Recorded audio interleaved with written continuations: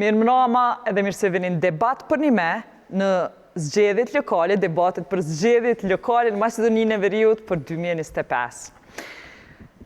Në projektet të parë të emisionit tonë në komunën e ndryshme që po i bojmë në Maqedoninë e Veriut, do të diskutojmë për sfidat e komunave të ndryshme edhe i kemi 2 komuna në cilat debatojmë sonte. Në pjesën e parë për Likovën e në pjesën e dytë për komunën e Butelit. Likova është prej komunave me shumicë shqiptare. Likovën edhe debatin për Likovën e kemi planifiku me bo me krejt kandidatët. Edhe ata kanë pas me folë për planifikim urban, menaxhim të burimeve publike, investime në arsim edhe shëndetësi si dhe mbrojtjen e mjedisit. Debat për një me metet platforma e vetme që zhvillon debate zgjedhore të bazuara në verifikimin e fakteve. I kemi ftu të gjithë kandidatët edhe në këtë debat, edhe si gjithmonë, ata që nuk marrin pjesë, do t'i quajmë dezertor. Nga kandidatët që janë sonte me ne presim debat me dignitet, argumente e qytetari për kundër fakti që jo të gjithë janë këto. Kandidat për Likovën, për kryetarët komunës së Likovës janë Erkan Arifi nga OKI, i cili s'ka pranu me marrë pjesë në debat, edhe Nexhmedin Sadiku nga Vlen. Zotni Sadiku, mirë se ke ardhë, faleminderit që ke ardhë. Pse po friksohet Erkan Arifi kundër kandidati jot me marrë pjesë në debat? Mirë se u gjeta, faleminderit për ftesën.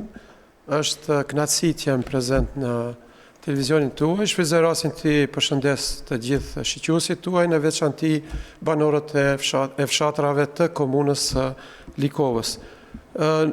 Përgjigje ndoshta edhe ju mund ta imagjinoni, përballja në një debat tek ju është edhe konsiderohet te opinioni i gjerë si një ndër debatet më të vështira, të argumentuara, posedoni jashtëzakonisht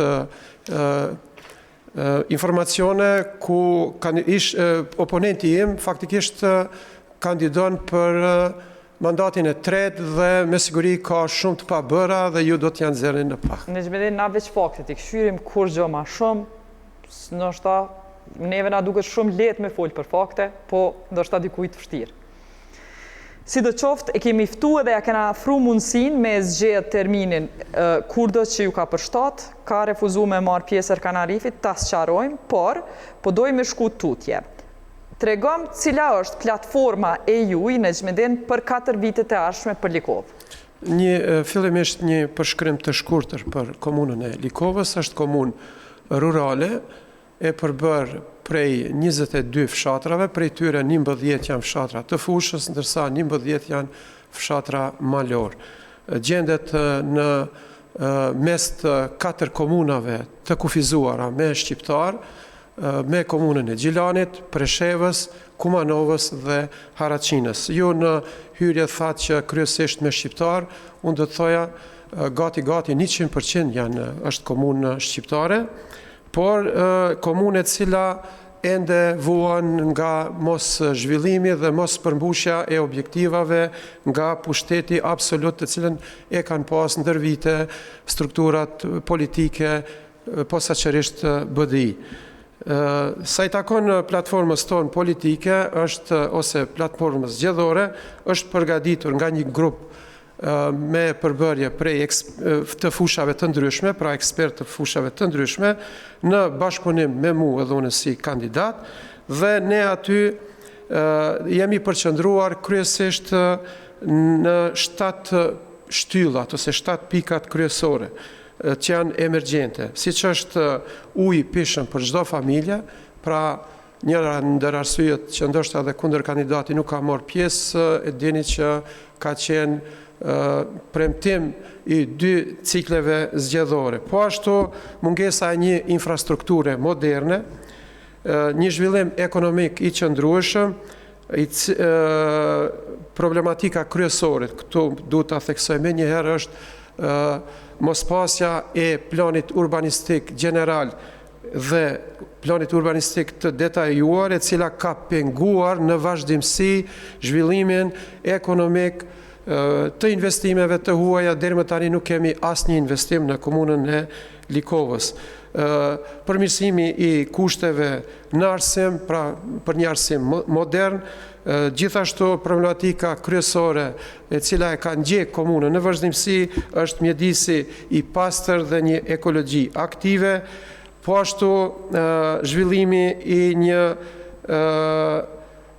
mundësive për një shëndetësi më të afërt për qytetarët, mungesa pra ende në përvendbanime malore të shërbimeve mjekësore, pra ne këtu parashojmë që të organizojmë ekipe mobile që do t'i vizitojmë ndonjëherë, dhe e fundit është sport dhe rini e fuqishme. Necmettin, kisha dashur më nalt te problemi i ujit që na përmene, kjo është pyetja që na u ka ngritë edhe prej hulumtuesve tanë. Mu po më intereson çfarë plani ke me buxhetin që ka komuna juaj për investime kapitale, sa mundeni me bo, edhe sa pritni që kam ju nimu qendra. Për hir të vërtetës, këto unë duhet paraprakisht të jap një kronologji. Është bërë një investim aty për ujë të pishëm, pra ekzistojnë gypat primar dhe në disa vendbanime ka dhe sekundare të cilat mund të furnizojnë fshatin, kryesisht që janë organizu vetë fshatarët në të kaluarët, por sipas informatave të mia, edhe pse komuna aty posedon me 2 penda, faktikisht e furnizon me ujë qytetin e Kumanovës, i cili ka mbi 100.000 banor, ndërsa komuna e Likovës ka 27.000 banor, edhe pse gjendet pra afër ujit, deri tani nuk është furnizuar me ujë të pishëm. Normalisht që ne tani jemi edhe si organizim politik në nivel qendror dhe kemi bërë planin konkret që banorëve t'i mundsojmë qasje deri tek uji i pishëm nëpërmjet. Krejt banorëve e premton ujin e pijes në krejt territorin e Likovës për 4 vite tashme? Në fshatrat e fushës, faktikisht kushte ka për një gjë të tillë, ndërsa fshatrat malor ata e sigurojnë ujin prej burimeve të tyre që janë në afërsi. Ne po flasim kryesisht për vendbanimet e mëdha. A është i pishëm ai ku e sigurojnë vetë ujin e pijes? Kryesisht po. Unë kam vizituar ato fshatra, sidomos Mbrëmisha në një fshat të afërt aty, ku kanë ata një breng të madhe mungesën e rrugës faktikisht, ndërsa ujin e pishëm e kanë siguru vetë. Me organizim vetanak. Mirë, po fol për disa fshatra që ke vizituar, po du me ditë, a janë që ato 2 fshatra të cilat ankohen që e kanë ujin e kontaminum, ku ky ujë sipas dyshimeve është kontaminu për shkak të nxehtores që është afër, ka pas dyshime për përbajtje të lartë të arsenit bazume në të dhënat e institutit. Çka do të bëni në çato 2 fshatra për kualitetin e ujit aty? Po, jo vetëm këta 2 fshatra. Asnjë fshat i komunës së Likovës aktualisht nuk është i furnizuar me ujë të pishëm. Asnjë. Por ne kemi detektuar këta 2 fshatra të cilat kanë probleme serioze shëndetësore për shkak të konsumimit të ujit, i cili përmban materje të cilat janë helmuese. Qysh e ndreshni këtë situatë? Po me njëherë do të ndërmarrim veprime konkrete, pasi që ekziston infrastruktura primare dhe sekundare në këta 2 fshatra, ne do të ndërmarrim veprime konkrete, sidomos për shkollat, e kemi potencu, shkollat dhe institucionet arsimore ose qerdhen siç janë, ose institucionet të tjera, aty do të ndërhyjmë me njëherë të ndalohet ai ujë që pinë ata, do të intervenojmë fillimisht me ndonjë cisternë ose ujë me anë të ujë të blem faktikisht, që ata nxënës t'i shpëtojmë nga përdorimi aktual, derisa se ky veprim kërkon pak kohë. Unë u interesova edhe me ekspertë të fushës, ata kanë ende problem me ekipimin tek dy bazenet kryesore të filtrimit, njëni është për të gjithë fshatra, ndërsa njëni është vetëm flet për me adresu problemin në shkollat e nxënësit, mos me pi, po edhe në shtëpia është problemi. Sigurisht, por thash ne do të fillimisht veprimin e parë do ta ndërmarrim aty ku është më e ndihshme, siç janë fëmijët. Normalisht ata fëmijë ku shkojnë në shtëpi, çfarë ujë pinë? Vazhdojnë ta pinë ujin e kontaminuar. Po nuk është ky faji yni, faktikisht është faji i 2 dekadave të njëjtës strukturë qeverisje, e cila ka qenë edhe në nivel qendror dhe nivel lokal. E nëse puni kryetar do të jetë foj edhe juj. Sigurisht, në rast se ne nuk arrim me bë, faktikisht ne nuk do të edhe ne do të ikim me debateve pas 4 viteve, nuk do të vijmë këto. Po sigurisht. Po thua, unë kishe sot do të më kallëzu që ti do të ja bëjsh ndryshe, ki me ardhë këtu. Do të vi, në rast se ne gënjejmë edhe nuk i realizojmë premtimet tona, atëherë ne nuk kemi të drejtë morale, dalim edhe njëherë ta kërkojmë votën e qytetarit. Interesant. Tash po du me dalë me zmeden të tema e debateve tona, bosh që është çështja e ndërtimeve, edhe planit urbanistik. A ka Likova? Plan urbanistik kur do ta bëj? A ka nevojë? Për çka ka nevojë Likova në aspekt të planifikimit urban? Deri në vitin 1995, komuna e Likovës ka qenë pjesë e komunës së Kumanovës. Me ndarjen, faktikisht, si komunë rurale, plani urbanistik është vetëm i takon vetëm fshatrave, ndërsa nuk ka plan urbanistik general për të gjithë komunën. Edhe është njëra ndër problematikat kryesore ku ne do të fokusohemi për arsye se kjo pastaj e pamundson zhvillimin dhe investimin e bizneseve, po edhe investimeve të jashtme. Ne kemi ndërmarrë, kemi ekipin e ekspertëve dhe kemi vizituar Ministrinë e Transportit prej ku kemi marrë zotimin që me njëherë pas marrjes së mandatit, Ministria e Transportit do ta përpilon falas për arsye se kushton ajo mjaft, që komuna e Likovës njëherë për gjithmonë të ketë plan urbanistik general dhe plan urbanistik të detajuar. Gjithashtu këtu duhet të ndërlidhem se është njëra... E nëse ju si fitoni zgjedhjet, a ndodh kjo prap kjo projekt ajo? Po, në rast se ne nuk i fitojmë, le ta vazhdojnë, ata nuk e kanë bë deri tani. 20 vitet e kaluara nuk e kanë bë. Para mendoni në bashkëbisedim me arkitekt dhe inxhinier të komunës më thonë që deri tani leje ndërtimi me një akt të përgjithshëm ka marrë vetëm kryetari i komunës deri tani. A ka ndërtime të tilla jo me qindra, me mijëra ka. Faktikisht njerëzit kanë probleme pronësore juridike. Ne duhet ndërmarrim që... Çka është të ndërtu kryetari komunës? Po ndërtojnë shtëpi, ndërtojnë objekte, restorane, ndërtojnë objekte të ndryshme përcjellëse që janë normale për një vendbanim të fshatit, e kam fjalën. Nëse ti e merr pushtetin në Zhbedem, cili është vizioni i jotë? Çka ndërton ti? Çka ndërton ti në Likovë? E para, Likovës... Edhe çka lejon me ndërtu dhe çfarë infrastrukture ti ndërton?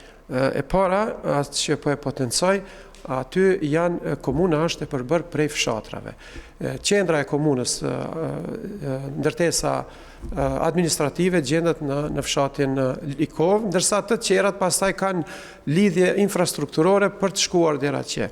Është një rrugë e stërngarkuar dhe ne vetëm kemi bërë plane për ta shkarkuar atë rrugë përmes rrugëve alternative të cilat janë në planin tonë. Njëra prej tyre ne veç kemi vizituar dhe kemi marrë veprime konkrete, e cila pastaj mundëson lidhjen e disa fshatrave përmes asaj rruge dhe e shkarkon komunikacionin e stërngarkuar. Po ashtu në komunë mungojnë në shumë vendbanime mungojnë edhe qerdhet, faktikisht për ta mundësuar që të rinjt të kenë ku t'i lënë fëmijët e tyre.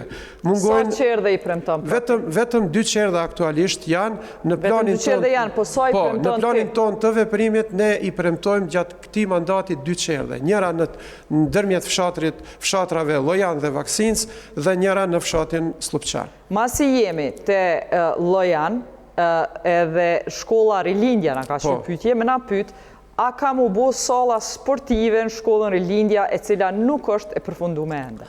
Sa për informacion është në ndërtim e sipër, faktikisht unë ju premtoj që nëse është e pa përfunduar, ne e përfundojmë në mandatin tonë, për arsye se menaxhimi i sallave është në kompetencat të Ministrisë së Sportit. Dhe ne vetëm e bojmë barqin e tyre deri tek firma e cila e bën ndërtimin. Tash po du një pyetje tjetër me ta adresu për qytetarëve që na kanë qenë prej rrugës Roplac Novosel, kur ka me përfundu që kjo rrugë?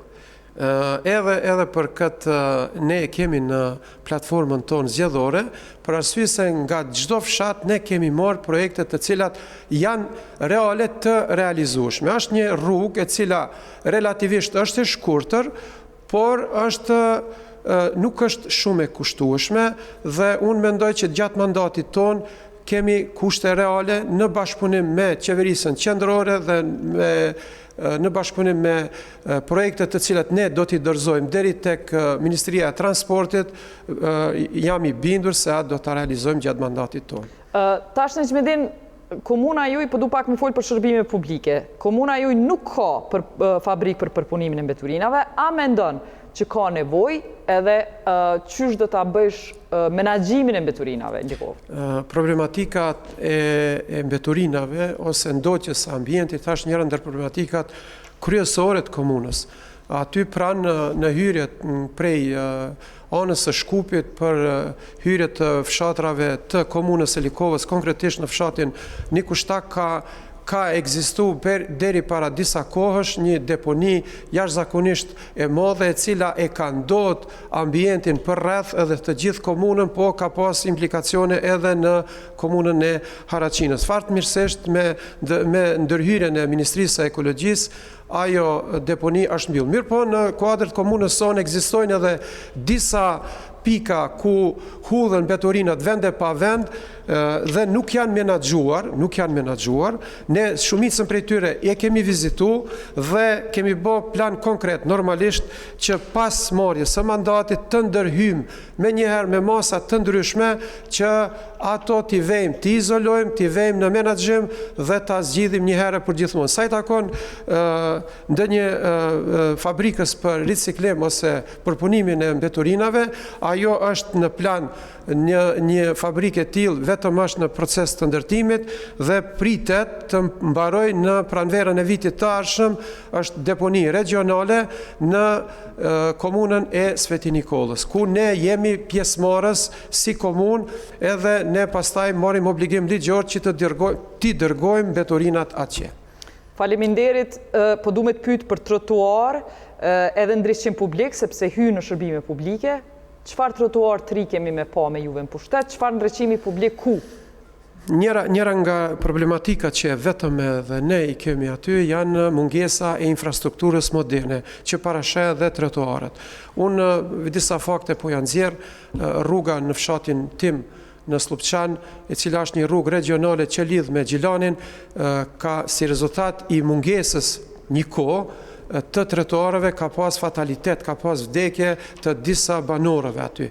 4 prej tyre dhe ka pas shumë të tjerë që kanë pas lëndime trupore. Pastaj kanë ndërhy banorët vetë, kanë mbledh para dhe kanë ndërtu një pjesë të trotuarit dhe nga ai moment faktikisht janë evitu. Po ashtu janë edhe disa rrugë të tjera të cilat vuajnë nga mungesa e kësaj, ku edhe kalojnë fëmijët.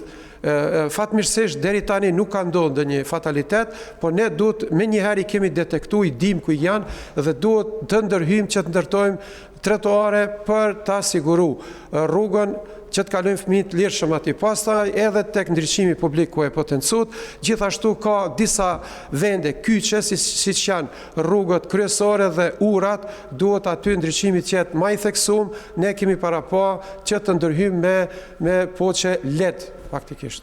Nexhmedin, në fund të emisionit po e du një koment tëndin të plagosjes që ka ndodhur të udhëheqësit të listës së kundër kandidatit të juaj, AKI, gjatë kësaj kohe. Kjo ka ndodhur në kohën kur ne po xhirojmë javën e parë të tetorit, ka ndodhur kjo. ka disa insinuata që ka kjo lidhje politike, disa tjera që s'ka as pak lidhje politike, po e du komentin tanë për shkak se ne dojmë inkuraju një fushat pa dhunshme edhe mobilizim të gjithë qytetarëve, sidomos komuniteti shqiptar me dalë me votu për cilin do kandidat. Andaj, komenti ju. Për hir të vërtetës, kjo ngjarje ka ndodhur gje. Gje pas dite ka ndodhur, jemi trishtu të gjithë, e kemi pranu këtë lajm me ndinjë të thellë dhe me njëherë ne kemi reaguar. Përndryshe, është bashkëfshatari im, ishtë nxënësi im, me cilin kemi raporte të shkëlqyeshme. Jetu fol për bartësin e listës. Bartësi i listës, doktori Zikirja Shahini. Unë i hedh kategorikisht pretendimet që ka pas me motive politike, absolutisht, pastaj sa i takon fshatit ton, ne kemi tregu në të kaluarën, sidomos gjatë luftës së vitit 2001, të gjithë jemi një, të gjithë jemi bashkë, kur vjen në pyetje politika ose diçka tjetër ne bëhemi bashkë. Unë do të qemi pari që do të shkoj do ta vizitoj kur të kthehet në shtëpi, edhe nuk dojmë t'i japim fare ngjyrë politike. Ata të cilët po e bëjnë këtë janë të ligë, janë shpirt keq dhe dojnë të përfitojnë në llogaritë të kësaj ngjarje të keqe që nuk duhet jepet kësi konotacioni. Faleminderit. Ishte ky Nexhmedin Sadiku, kandidati Likovës nga Vleni. Mos të harojmë që kandidat për kryetar të komunës Likovës është edhe Erkan Arifi, që mungoj, dezertoi nga debati, e tash vazhdojmë me komunën e Butelit. Kthehemi në debat për një me komunën e Butelit. Kjo komunë, sipas regjistrimit të fundit, popullohet nga 35.000 banor, prej të cilëve shumica janë shqiptar, ndërsa pjesën tjetër e përbëjnë maqedonasit, romët, turqit edhe komunitete tjera. Kjo komunë, edhe pse është pak metra larg qendrës së Shkupit, shumë lagje të Butelit, edhe sot përballen me problemet pa zgjidhura bazike. Mungesë të ndriçimit publik, rrugë të dëmtuara, pa trotuare, mbeturina të pambledhura, mungesë të ujit të pishëm në disa zona edhe deponi të egurta që e dëmtojnë mjedisin shumë afër kryeqytetit të Maqedonisë Veriore. Në debat për një i kemi ftuar gjithë kandidatët për Butel, por dy nga tre kandidatët nuk kanë pranuar me ardhmë, ata janë Darko Kostovski, që udhëheq nga VMRO, dhe Olivera Livrinic nuk kanë ardhur, ndërsa këtu në Kosovë, në studio, e kemi Isamedin Azizin nga Aleanca Kombëtare për Integrim AKI, do me thonë kandidat i AKI-s. Isamedin, jeni kandidati i vetëm shqiptar, qysh qëlloj jeni komuna e vetëm që na po e bojmë me kandidat vetëm shqiptar? Çka ndodhi? Po, Buteli është një komunë që është ngjitur që e përmendet edhe me komunën e Çajirit, ku shqiptarët janë në numër të konsiderueshëm, po deshti fati që t'jem unë kandidati i vetëm në këtë komunë. Edhe tash përballemi me dy kundër kandidat Maqedonas. Ajo që duhet përmendur është se është komuna nga viti 2005, si komunë në vete, është udhëheq deri më tash nga kandidat Maqedonas, qoftë nga njëra parti, VMRO DPMN-ja, qoftë nga LSDM-ja. Tash është një moment, mund ta quaj ndoshta edhe historik për komunën e Butelit, për shkak se është mundësia e artë që shqiptarët ta shfrytëzojmë një mundësi të tillë dhe ta për herë të parë ndoshta ta zgjedhim edhe kandidatin për kryetar të komunës. Mirë, në censusin e fundit, shqiptarët kanë dalë në shumicë në krahasim me komunitete tjera. Qysh ndodhi që ajo? U ndryshun kufita, u shumun shqiptarët, a ç'a ndodhi? Po kjo është një punë që Butelin e përcjell një kohë pak më të gjatë. Por vitet e fundit ka një lëvizje pak më të madhe demografike, edhe rezultatet e regjistrimit të popullatës në vitin 2021, komunën e Butelit pothuajse e qesim me një rezultat shumë të ngushtë, ndërsa këto 3-4 vitet e fundit është ardha më e madhe e shqiptarëve në këtë pjesë. Kjo është një element. Elementi tjetër që ka të bëjë është me moshën e re dhe me të drejtën për të votuar. Në këtë drejtim, shqiptarët përbën pothuajse ndoshta edhe 70% e të rinjve të cilët për herë të parë e fitojnë të drejtën për të për të votuar. A keti histori politike në Butel? A ke qenë pjesë ndonjë pushteti deri tanishëm, apo të asamblesë komunale? Kallëzona pak për ty, për shumicën e audiencës edhe në Kosovë që s'në njeh.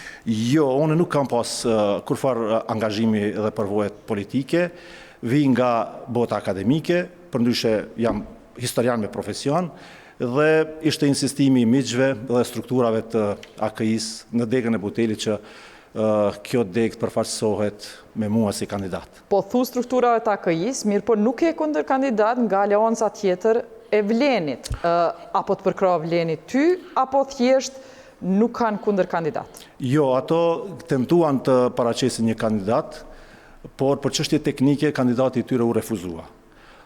Arsyet sepse besoj që ata i dinë më mirë. Ato kanë të bëjnë me regjistrimin si banor. Nuk ja kanë pranu që 6 muajt e fundit është banor në komunën e Çajirit. Do me thonë, këgja na fakliti?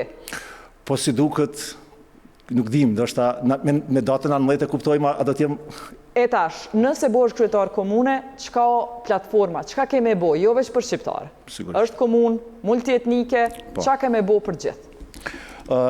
Puna e parë që duhet bërë është të ndryshohet botkuptimi dhe qasja në këtë komunë, e cila për fat keq mund të them, detyrimisht do duhet kthehen pak edhe në histori, për shkak se ajo neve na imponon edhe të tregojmë se çka duhet bëjmë ne, cili do të jetë dallimi mes atyre që kanë qeverisë deri më tash dhe ajo e jona që planifikojmë të qeverisim. Komuna e Butelit, atë që e përmendëm më herët, është ndarë, pra është komunë multietnike, po për fat keq diskriminimi në këtë komunë asnjëherë nuk ka qenë më i theksuar se këta 4 vitet e fundit. E përmenda edhe më herët se edhe në vitet e kalume, më thonë 20 vitet e kalume, komuna është udhëheq nga Maqedonia. Mirë pas njëherë në ka ardhur në shprehje një diskriminim i tillë sikur që është në këtë 4 vitet e fundit, dhe ajo që do të na dallon nga kandidati është komuna të jetë një komunë e barabartë për të gjithë qytetarët. Të gjithë qytetarët ta ndjejnë komunën si shtëpi të tyre, pa diskriminim, pa drejtësi. Nëse i marrim dhe i krahasojmë, fillojmë me administratën. Administrata në komunale është 90% me përfaqësues shqiptar. 90%? 90%. Shqiptar? Po. Më thonë përfaqësimi shqiptar është më pak se 10%. Më pak se 10% janë shqiptar. Në komunë janë mbi 70 të punësuar, vetëm 7 janë prej tyre. Në komunën e Butelit, nga 6 sektor dhe 16 njësi, vetëm një shqiptar është udhëheq njësie, jo udhëheq sektori. Kjo është pasqyra reale të cilën e tregon komuna e Butelit. Nëse shkojmë në segmentin e arsimit, kjo është problematika ndoshta që unë e ndjej më dhem ndoshta mas shumti. Në komunën e Butelit, vetëm në nxënës, pra në shkollën fillore, për shkak se duhet ta shpjegojmë situatën për teleshikuesit e Kosovës, se komuna e Butelit është një prej 10 komunave të qytetit të Shkupit, dhe komuna e Butelit është përgjegjëse vetëm për arsimin fillor, jo për arsimin e mesëm. Në komunën e Butelit, në gjithsej në shkollat e komunës së Butelit, ka dikun 5264 nxënës. Gjithsej. Prej tyne 3450 janë shqiptar, ndërsa parafërsisht 1800 janë të komuniteteve tjera. Mes tyre Maqedonas, Bosnjak, Tërbesh, Turq e kështu me radhë. Nëse këtë e bëjmë edhe ndajmë në paralele, në komunën e Butelit janë 131 paralele me mësim në gjuhën maqedonase, ndërsa në gjuhën shqipe janë vetëm 110 paralele. Dhe nëse këtë e përkthejmë në numra, në nxënësat në një klasë, mesatarja i bjen në paralelet në gjuhën shqipe janë 32 nxënës në një klasë, ndërsa në paralelet me gjuhën maqedone janë nga 13 nxënës. E tash parashtrohet pyetja si do të jetë kualiteti i njëjtë mësimit. Mirë, po disa shkolla ballafaqohen me probleme edhe më të mëdha, për shkak se ka klasë që janë mbi 40 nxënës, probleme tjera të cilët nuk u pranojnë fëmijët për të mos u shtuar edhe një paralele. Gjitha këto janë probleme të cilët i tangojnë drejt për drejt qytetarët e Butelit. Isa Medin, qysh ka me ndryshu kjo nëse ti vjen pushtet, duke marrë parasysh që shumë vështirë keme pas me qit njerëz për pune, sepse duhesh me dëshmu mos kualifikimin aty. Ata mujnë me qenë Maqedon, po të kualifikum. Ti duhesh me shtu staf, kënej buxheti i vogël, qysh ja bën? Vetëm duhet të respektohet ligji. Kur gjë më tepër dhe kur gjë më pak. Pra, nëse ligji është i qartë se nuk mund të funksionon një klasë me më pak se 24 nxënës dhe jo më shumë se 34 nxënës, ai nuk është më problemi jonë. Problemi duhet zbatohet ligji. Do me thonë, s'ka me pas klasë mbi 34 nxënës me ty? Po, nuk do të ketë, jeni të bindur atë, nuk do të ketë dhe nuk do të ketë po ashtu edhe ndër 24. Edhe nër 24 jo. Nëse në një shkollë janë 3-4 paralele me ka 8-9 nxënës, jo, do të bëhet një paralele do të bëhet. Se nëse ndodhë që në një shkollë ka 3-4, ka 10 nxënës, 15 nxënës, vetëm të një komuniteti dhe nuk ka, është një paralele, atëherë detyrimisht je obliguar të hapësh atë paralele. Mirë po, jo të jenë 3 paralele me ka 8 ose me ka 10 nxënës, e ndërsa paralelet shqiptare të jenë me mbi ka 35 ose 40 nxënës. Mirë, masi shkove me njerë të arsimi, kallëzëm, kjo ishte për arsim fillor, e mu po më intereson për qerdhe, sa qerdhe do t'i hapësh? Kjo qerdhet nuk janë në kompetencat komunës, po ne kemi planifiku qerdhet në 2 zona etnikisht të pastra shqiptare, për shkak se pjesa urbane e Shkupit kryesisht ka qerdhe për fëmijët parashkollor. Në fshatin Luboten dhe në lagjin e Vizbegu. Këto 2 zona janë zonat ekskluzivisht të banuara vetëm me shqiptar, ku nuk ka qerdhe, edhe ajo që është më e rëndësishme edhe për të kthehemi ndoshta edhe një herë te shkolla, nuk ka sallë sporti. Dhe imagjinoni në këtë kohë fëmijët orën e mësimit të edukatës fizike e kalojnë në oborrin e shkollës. Shkolla e Vizbegut është shkolla e re që është hap vitin e kaluar dhe nuk ka sallë sporti. Dhe ky fenomen është shumë interesant se haset Kallëzove 2 qerdhe. Sa salla sportit, ama një numër, sa salla sportit krejt në komunë do t'i ndërtojsh 4 vite të ashme?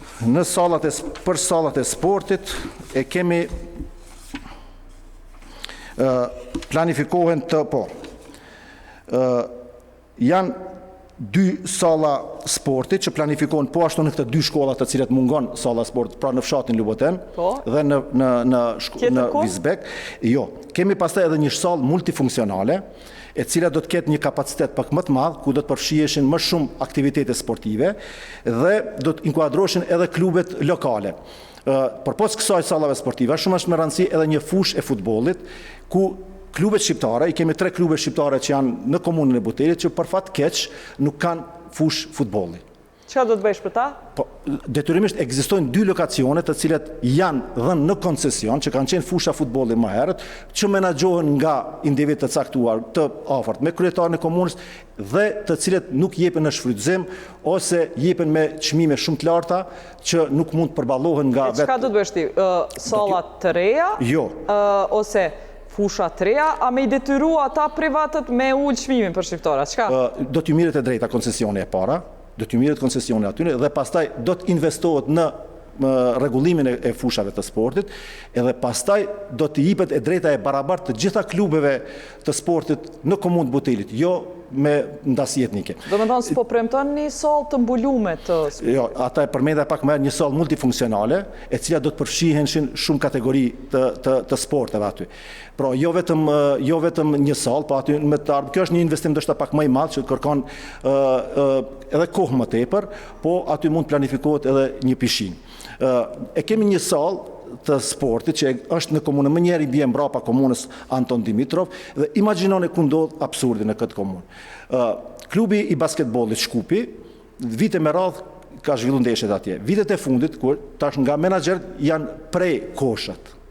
Koshja është prej dhe sot ajo sallë nuk mund të përdoret nga ky klub.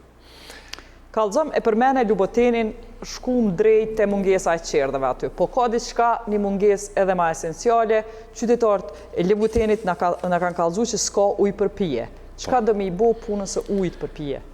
Për fat keq Luboteni është një nga vetëm vendbanimet që ballafaqohet me problem shumë serioz të ujit të pijshëm. Ky problem është që 20 vitet është një nga... E veç ta kemi qartë, është një prej fshatrave më të popullume në Butela, po? Po shkak se Buteli bëhet prej disa zonave urbane dhe 2 fshatra e përbën, Luboteni dhe Lubanci. Njëri është i banuar me popullat maqedonase, ndërsa Luboteni me popullat shqiptar. Pra, koincidenca është se vetëm shqiptarët nuk kanë ujë të pijshëm. Domethënë gjithmonë edhe në sistemet e kaluara, edhe në qeveritë e kaluara, ky problem nuk ka qenë te komuniteti apo te fshati tjetër, por ky problem gjithmonë ka qenë i shpërfaqur më tepër te fshati, domethënë i banuar me shqiptar. Që 20 vite çdo mandat i kryetarëve para prak kanë qenë me premtimin se do të bëhet ujë për pije. Që 20 vite ata nuk kanë arritur ta zgjidhin këtë problem. Unë nuk besoj që kjo është rastësi. Nuk besoj. Nuk dua ndoshta të besoj. Kjo është më me tendencë. Është shumë e qartë. Për shkak se ujësjellësi i Shkupit shpërndan ujë të pishëm në fshatra Maqedonës që janë 30 km larg Shkupit. Fshatin Zelenikov edhe është Sopishtja e epërme. Fshatra me nalësim bidetare deri në 800 dhe 900 metra. Luboteni nga pika e fundit të ujësjellësit të Shkupit është vetëm 4 km. Nga vendbanimi Radisha. Sa më din, çka i thua argumentit që na shqiptarët në Maqedoni Veriore kemi komuna tjera që udhëhiqen për shqiptarëve, po prapë s'kan ujë.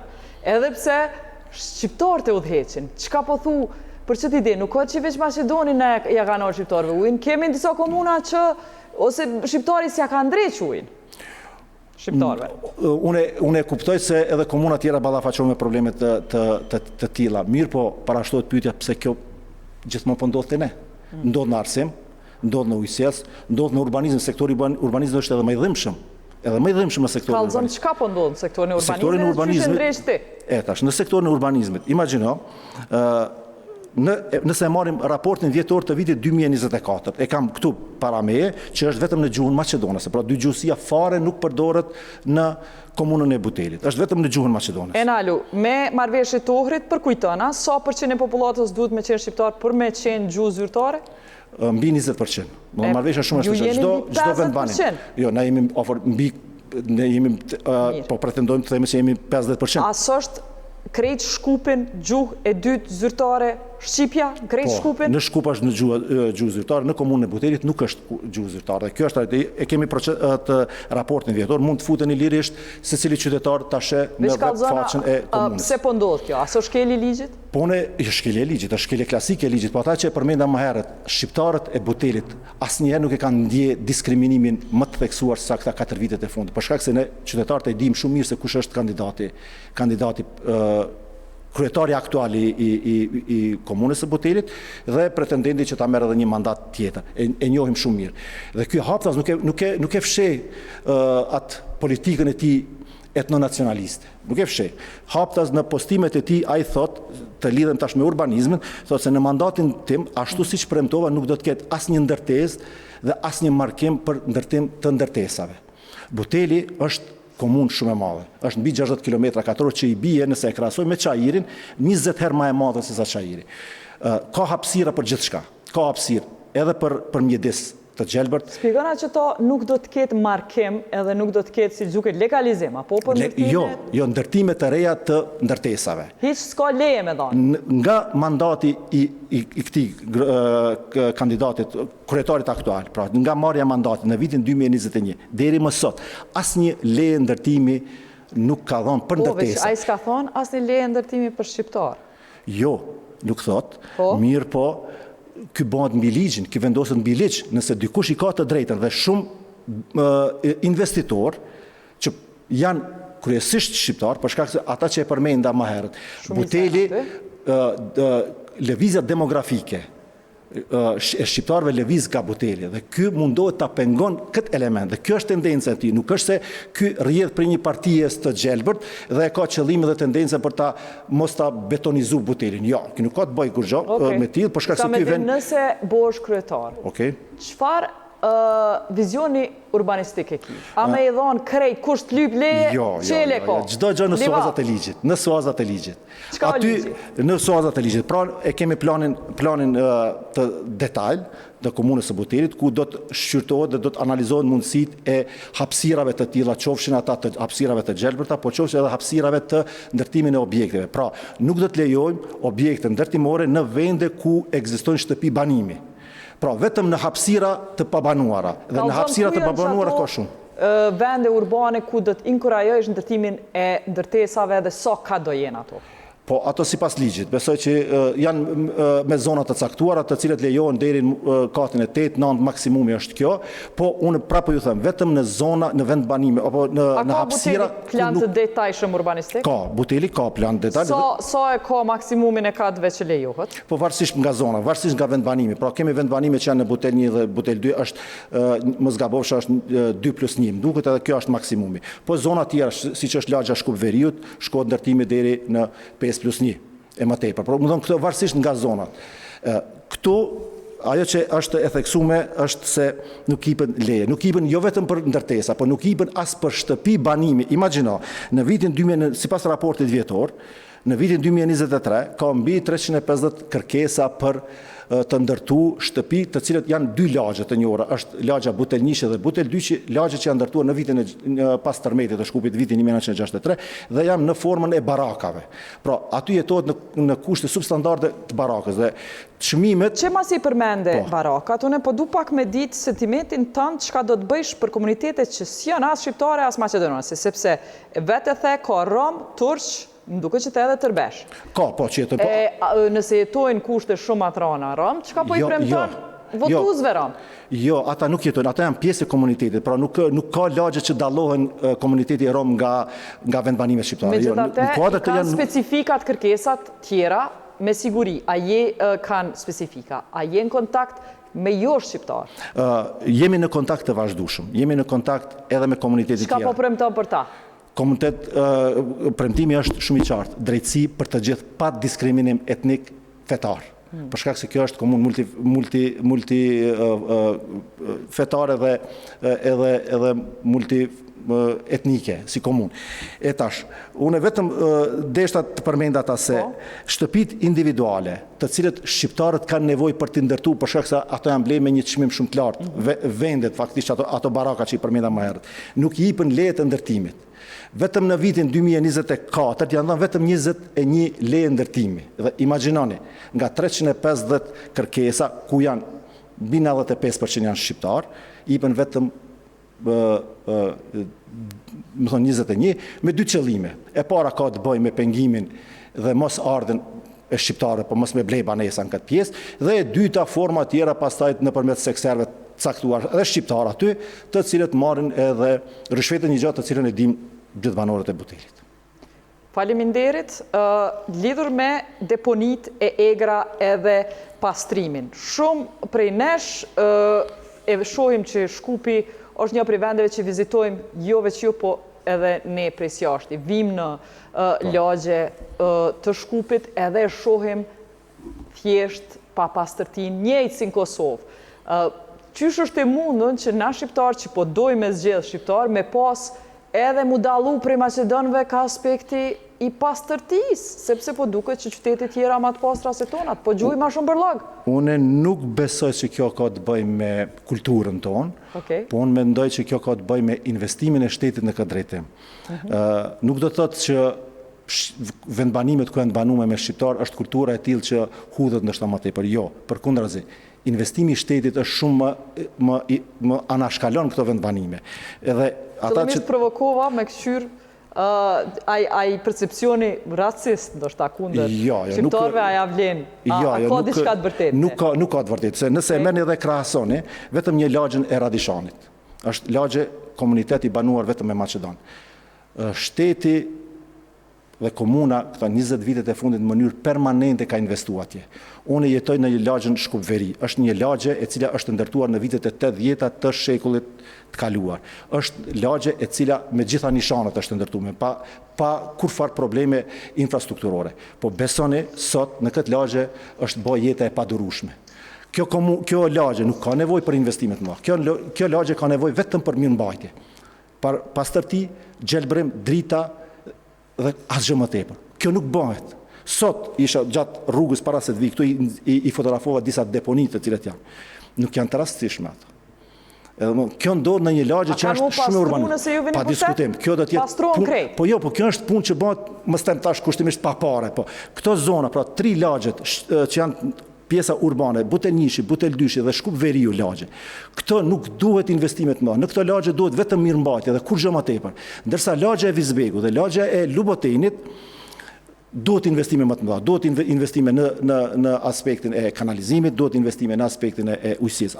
Ato janë lagje që kanë nevojë për një gjatë të tillë. A i diskriminon ti votues shqiptar që s'janë të AKI-s? Po janë në asnjë mënyrë, për shkak se unë nuk vi nga struktura militante partijake. Megjithatë ke punu në institucion publik, në Institutin për diskutim Mbrojtje dhe- Trashëgimore, apo? Po, unë e punoj.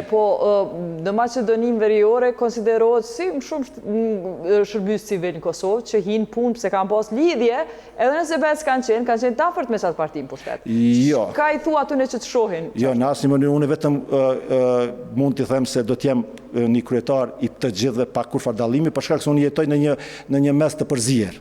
Unë kam shumë miq edhe nga Maqedonasit, edhe nga të tjerë. Kështu që nuk baj në mënyrën e jetës time asnjëherë nuk kam bërë një dallim të tillë, dhe kështu që me këtë mënyrë këtë çështje do të vazhdoj edhe më tutje. Faleminderit. Ne në debat për një i bojmë thirrje të gjithë qytetarëve të Butelit të dalin me votu. Mobilizim masiv, sidomos pasi po ndron demografia, duhet që kjo popullat e re me shënu zonin e vet duke dalë në votime. Votoni qysh doni, ndoshta jo në baza etnike, po është koha me dëshmu vetën me participim, demokracinë shumë vibrante që po ndodh në të re këtu në Butel, që për herë të parë është një kandidat shqiptar që e përfaqëson një komunitet që për herë të parë është mbi 50%. Prandaj ju inkurajojmë me dalë me votu, edhe ne në Kosovë po e shohim participimin për qindjen se sa prej jush merrni pjesë në zgjedhje.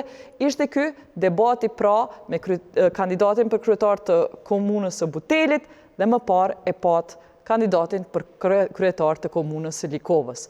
Kaq kemi prej komunave të Butelit edhe Likovës. Natën e mirë.